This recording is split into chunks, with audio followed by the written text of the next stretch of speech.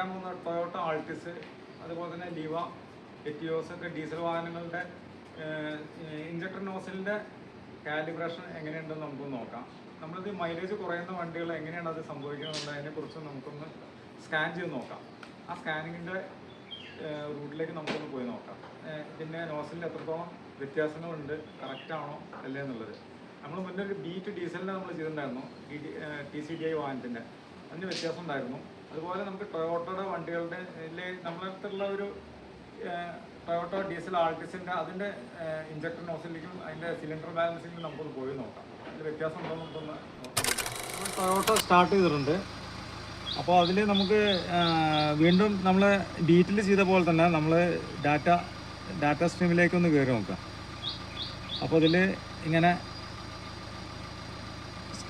Scan ടൂളിൽ ഇങ്ങനെ നമ്മളിങ്ങനെ മുന്നോട്ട് പോയിട്ട് DDIS വാഹനങ്ങളിൽ TCDI വാഹനങ്ങളിൽ ഇതിൻ്റെയും തമ്മിലെല്ലാം വ്യത്യാസമുണ്ട്.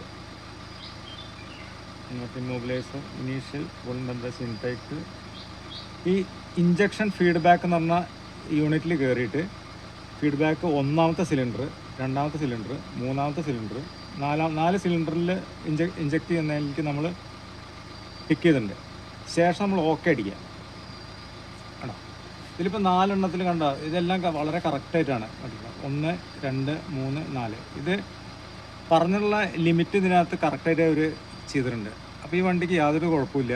പിന്നെ അതേപോലെ തന്നെ കറക്റ്റ് മൈലേജ് ആയിരിക്കും. വളരെ കറക്റ്റായി സർവീസ് ചെയ്യുന്നൊരു വണ്ടിയാണിത്.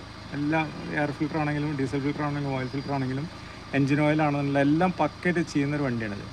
അപ്പോൾ എന്താ ഇതിൽ യാതൊരുവിധ പ്രശ്നങ്ങളും ഇതിനകത്ത് കാണുന്നില്ല. മറ്റുള്ള വണ്ടിയിൽ ആ നോസിലിൽ വരുന്ന ആ ഒരു വേരിയേഷൻ ഇതിനകത്ത് കാണാനില്ല. ഇനി നമുക്കൊന്ന് ആക്സിലേറ്റർ ഒന്ന് കൊടുത്തു നോക്കാം.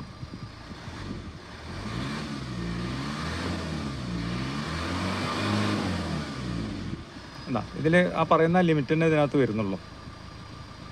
അപ്പോൾ നമ്മൾ ഈ വീഡിയോ നമ്മളിവിടെ തന്നെ വീണ്ടും ഇതേപോലെ തന്നെ വൈൻഡപ്പ് ചെയ്യാൻ പോവാണ്. പുതിയൊരു ഇൻഫോർമേറ്റീവ് വീഡിയോ ആയിട്ട് നമുക്ക് വീണ്ടും കാണാം. ഓക്കെ.